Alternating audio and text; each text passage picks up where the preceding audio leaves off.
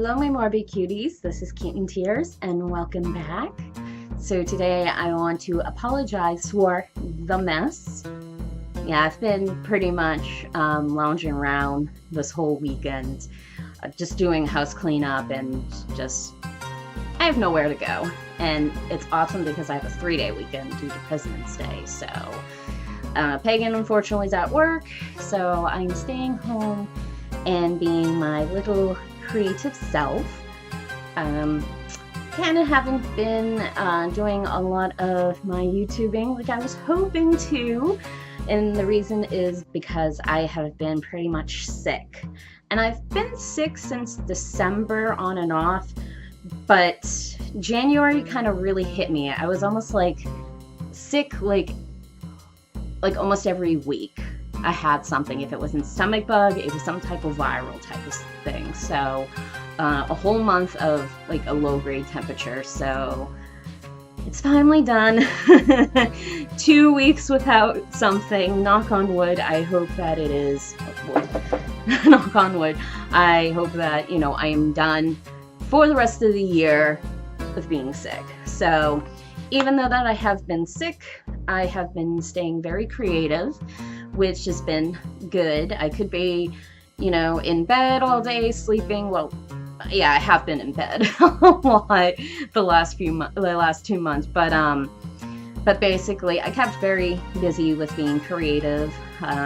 Netflix has been my best friend, so just sitting there and doing some artwork while in bed with some broth and Netflix and making stuff. So yeah, actually I'm going to show you one of my products right now, and hopefully I'll be selling stuff in my Etsy shop soon.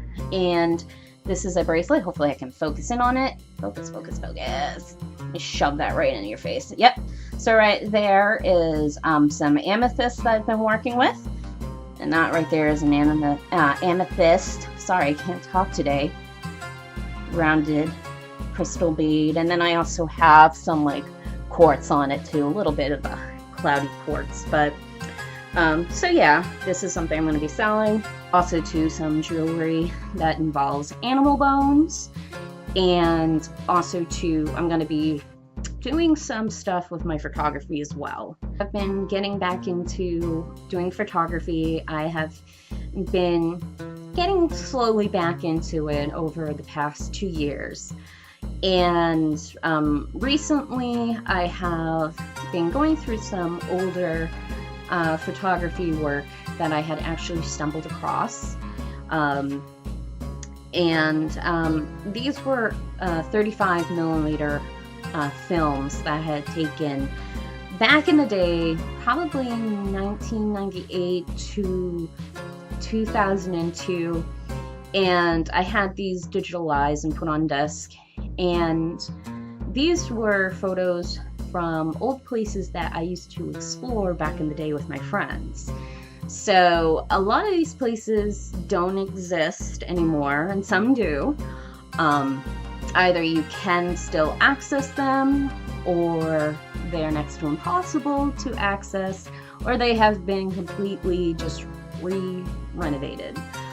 But the ones that I'm going to show you today are actually, these are war bunkers that were up in Rye, New Hampshire, called Odiorne Point, and the bunkers are still there. The thing about this particular bunker, Seaman 103, this was actually used to house a lot of artillery, but also to create artillery. They had like a gunpowder area as well in it. It also had 2 guns that were on the outside that would face the ocean border of that whole Rye Portsmouth area. Right across from it you would see Fort Stark, that was up in Newcastle, New Hampshire. So those areas have a lot of old war bunkers. Seaman 103 was one of those bunkers that you wouldn't know it was a bunker. You thought it was a hill until you came across it. and everybody tried to break into this bunker. They did gate it off, and always somebody would make a hole in the gate. They tried putting a great big metal door, from what I understand, and still somebody made a hole in it. Everybody used to explore this bunker. I'll probably go there sometime this summer and do like a little tour again. Odiorne is a place that I had some really gnarly experiences, both paranormal and just plain down creepy. They have kind of beautified that area, so it's not as overgrown as it was back in the day when I used to go. You could really almost get lost in that area with all the trees. It was just so overgrown. They have cleaned it up now, and lots of families go there to bike and to walk. Everybody used to try to get into Battery Seaman 103, and it basically had multiple rooms, and then what would end up happening is that you would step down to a lower level, and it was a big massive room that basically would lead towards the gunpowder rooms, and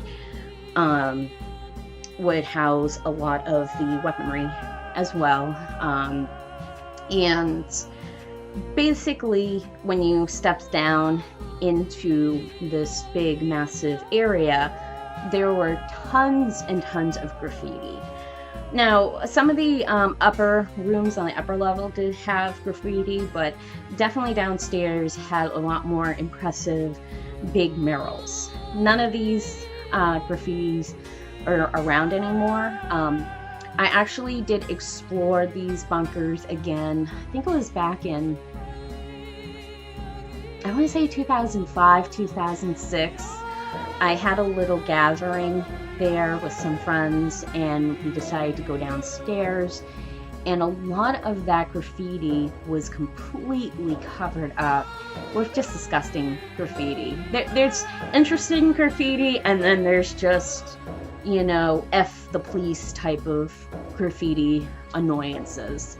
But yeah, it used to be really impressive because it'd be incredibly dark going into this place, and then when you went into one doorway and you were like faced with this like big massive like mural that took like almost the entire wall or half the wall, and it was always too, these murals were constantly changing. So yeah, it was pretty impressive, and again, lots of people used to go in there just to do graffiti, and people used to go in there and do some really bad shit. Yeah. As I said, I'm never gonna go in there again. I can show you the place, but I'm not going in there.